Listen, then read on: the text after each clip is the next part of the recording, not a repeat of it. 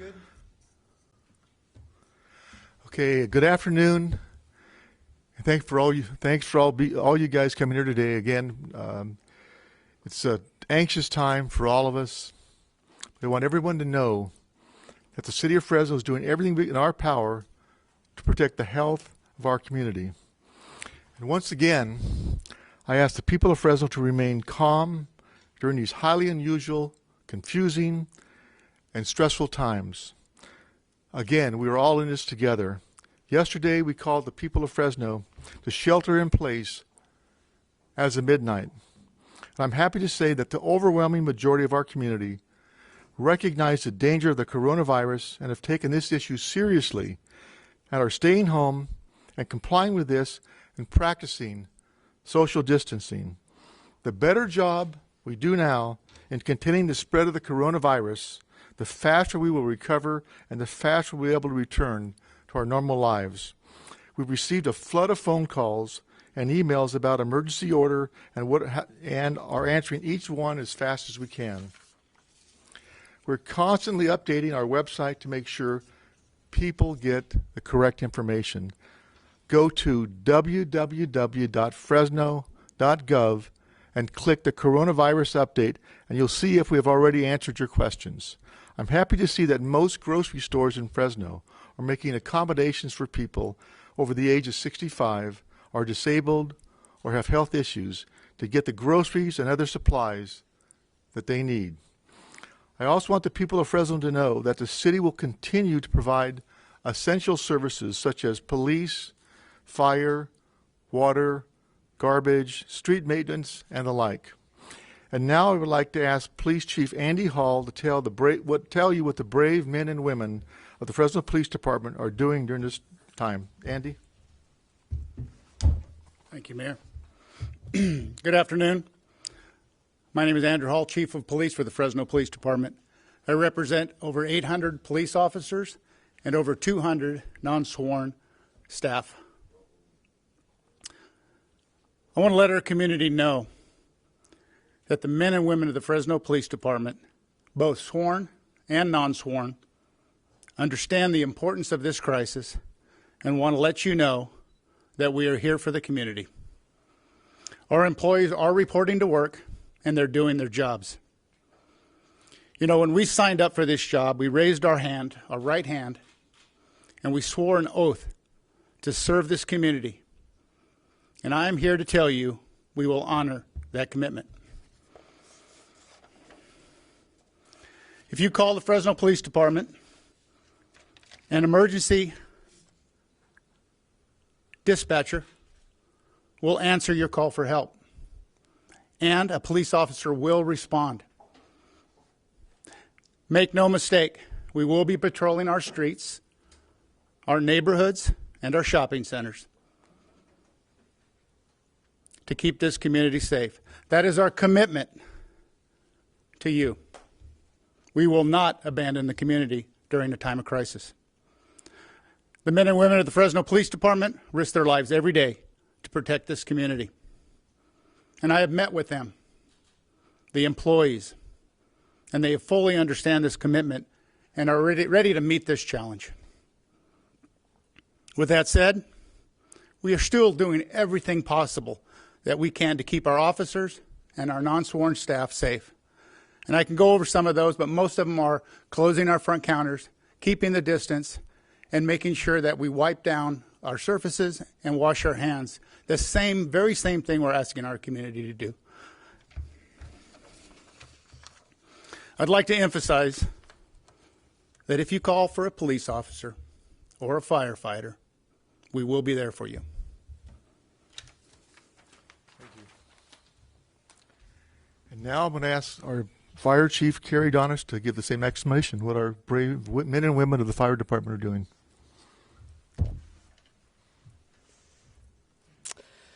Good afternoon. My name is Carrie Donis, Fire Chief for the City of Fresno.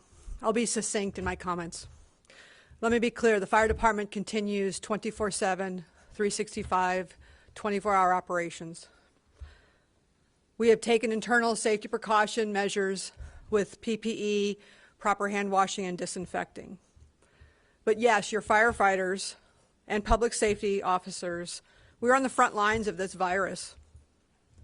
And it is likely, a much higher likelihood, that our firefighters or police officers are at a higher risk of being exposed. But we are a dedicated public safety profession, and we will continue to respond to serve our community. We are making our own internal Department Operations Center pre-planning measures in the event that this continues to be more widespread downstream, and what we need to do to respond to that internally. And we ask our citizens to call 911 if you're having an emergency, a medical emergency, and response will happen. But we also ask you to let us know if you are having a fever, if you are have a rash, if you're coughing, if you've been out of country. Tell us that when we come to the door so we can better be prepared to limit the exposure to not just 3 or 4 of the crew, but maybe just one member of that particular crew. Thank you. Thank you, Chief Donis, and thank you, Chief Hall. So please stay calm and join us in stopping the coronavirus by practicing social distancing and hand washing. So thank you, and now we'll take questions. Mayor, if you could just sort of clear up some confusion that residents might have, both residents, families, and businesses. Is this mandatory?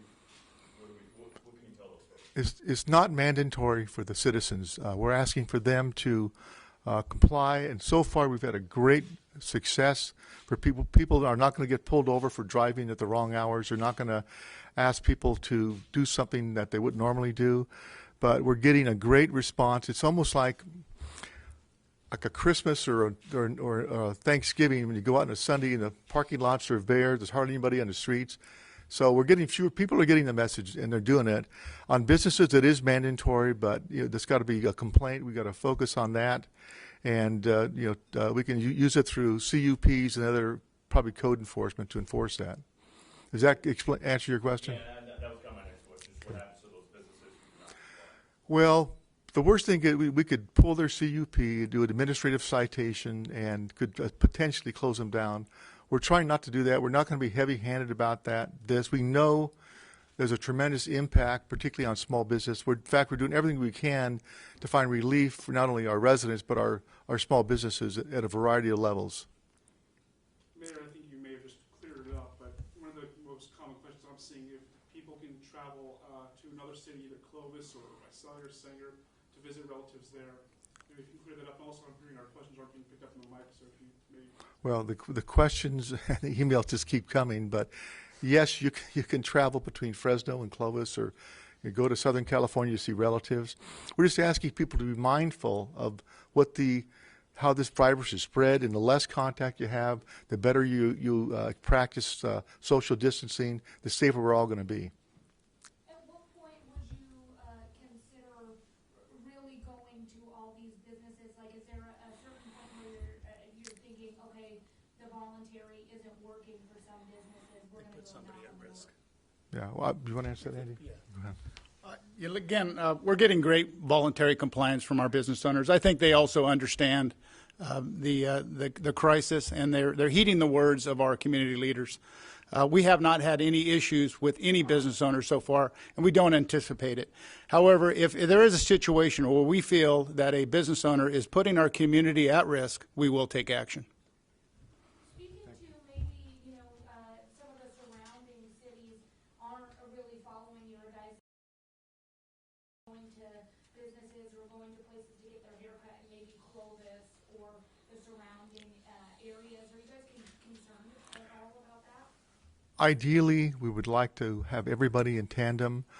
Our city manager has met on a daily basis with county health officials, county supervisors, and an ongoing dialogue. I believe within the next few days you'll probably see everybody in compliance, but until then we have to do the best we can, and we hope that people in other cities exercise the same kind of precautions we're asking our citizens to do. Are you considering any time to go from no mandatory to mandatory? This is through March 31st, and it's literally monitored daily. We have daily meetings on what's going on with all the people from our police department, fire department, and other departments So day to day through March 31st, and at March 31st we will evaluate where we're at and see if there's any need to make any adjustments one way or the other.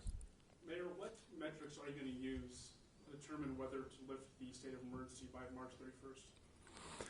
Well, there'll be, I think so far, and maybe Chief Hall can elaborate, but I believe our crimes are actually down. People are pretty calm. I think they're recognizing there's a lot of sacrifice here. It's amazing the resiliency of the citizens of Fresno in taking on these challenges. And I can't see there's any specific factors, and a lot will be, I guess, primarily will depend on the stage of this virus and how many cases are there, how many are known to be infected or in quarantine. That's probably the biggest factor, but there'll be other factors too. Is there like a magic number?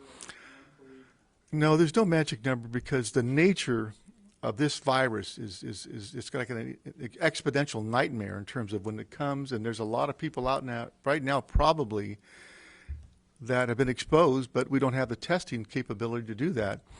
The sooner that all the cities in California get the capability of having testing, the better handle we're going to have on this virus. I know the Fresno County is on top of this, but there's so many unknowns out there, and we're in this totally different territory here that nobody has all the answers. We're just doing the best we can.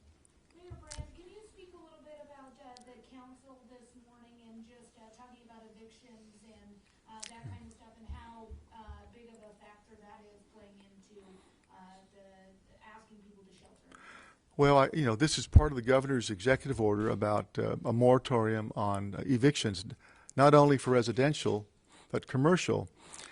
And I said this a couple of days ago, nobody in Fresno is going to lose their home because of the coronavirus. We're going to, give the allowance and the forbearance on rent to get by, and particularly it's also on commercial. So a lot of small businesses are going to struggle.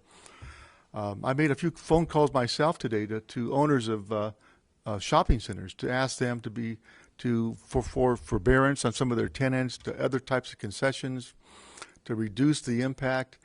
And honestly, the faster we can get through this by taking this approach, which is going to cause a lot of pain, the goal is to shorten the duration and get us back to life as normal. Whether that's 60 days or 90, I don't know what that time is, but we want to go as fast as possible. And the best way to achieve that is to contain this virus, and you've heard this a million times, and flatten the curve.